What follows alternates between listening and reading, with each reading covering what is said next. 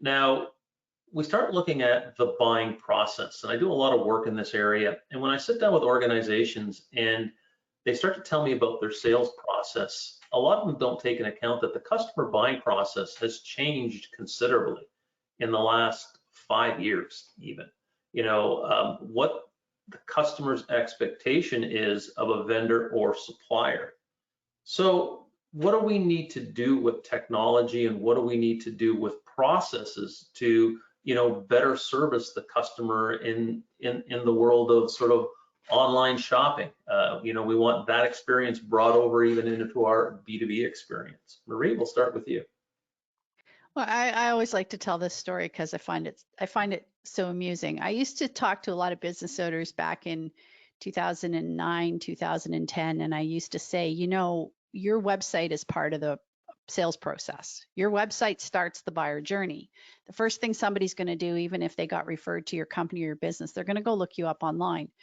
And business to business owners specifically, and that's the majority of people that I work with, business to business owners, and a lot of people in the consumer world said, well, nah, people aren't going to do that. They want to come to the store. The business owners would say to me, nobody's going to buy a thing from me by going to my website. They're never going to buy anything from me. They don't go to my website.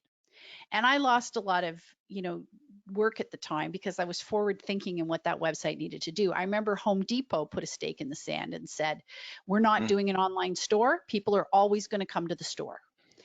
And I remember thinking, this is limited. Well, then in 2012, I started getting business owners. Social media really tipped. We were seeing even more power in how buyers were demanding the experience that they wanted when they bought something, when they started to engage with a company. They were doing their homework, they were doing their research. The car industry, amazing example. You show up at the dealership to do the test drive and sign the paperwork. You've already made up your mind. You do not want to speak to that salesperson. And so we saw this starting to transpire. And in 2012, 2013, business owners were coming to me saying, I just lost a deal because somebody went to my website and the content was so bad and the presentation of our company was so bad, they didn't think we were a credible business and we lost the deal. And so I think that what we do, particularly when we start on the marketing automation side as an augment to CRM, and you should be thinking about that from the very outset. It's not just an email marketing platform you throw on after the fact.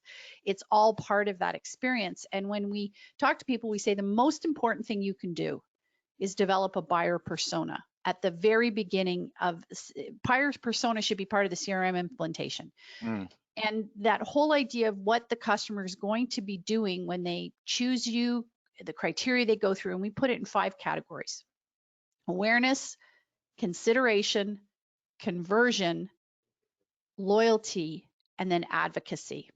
And that's going to cross every single department in your organization. Awareness and consideration is what marketing should be doing to drive people to be aware of you, consider you. Conversion is to get them to a sales conversation and to help them make the purchase and the buying decision. Loyalty is now they've bought from you, but just because they've bought from you doesn't mean they're going to stay with you. And ultimately, you want to get to advocacy, which means they're going to tell other people about you and come back and buy more.